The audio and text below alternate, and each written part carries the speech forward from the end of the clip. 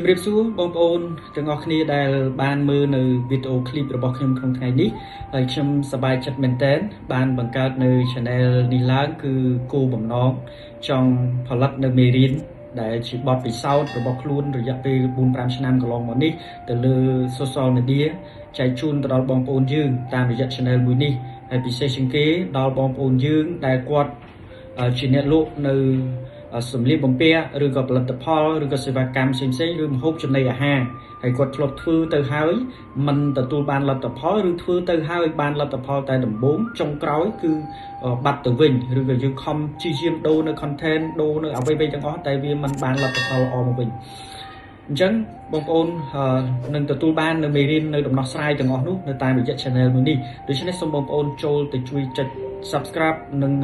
សញ្ញាកណ្ដឹងជ្រើសរើសពាក្យថា all ហើយរាល់មេរៀនទាំងអស់ដែលខ្ញុំតម្លាក់នឹងបងប្អូននឹងទទួលបានមុនគេផងដែរហើយអ្វីដែលសំខាន់មួយទៀតនោះបងប្អូនយើងច្រើនមែនទែនដែលគាត់ធ្វើទៅហើយគាត់មិនទទួលបាននៅលទ្ធផលល្អបានន័យថាគាត់ធ្វើទៅ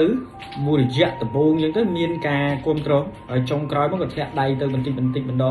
ងឬក៏ថាធ្វើទៅហើយមិនទទួលបានលទ្ធផលសម្រាប់អ្វីដែលខ្លួនសម្រេចចិត្តធ្វើអញ្ចឹងសម្រាប់បងប្អូនយើងទាំងអស់គ្នាដែលចង់បានមេរៀនតាក់ទងនឹងការអាប់ដេតថ្មីឬក៏ដំណោះស្រាយតាក់ទងនឹងប្រព័ន្ធ social media បងប្អូនគ្រាន់តែចូលទៅជួយចុច subscribe ហើយជ្រើសរើសពាក្យសញ្ញាកណ្ដឹងហើយយកពាក្យថា all នោះបងប្អូននឹងទទួលបាននៅដំណោះស្រាយទាំងអស់នោះបន្ទាប់ពីខ្ញុំទម្លាក់មេរៀនទៅឲ្យបងប្អូន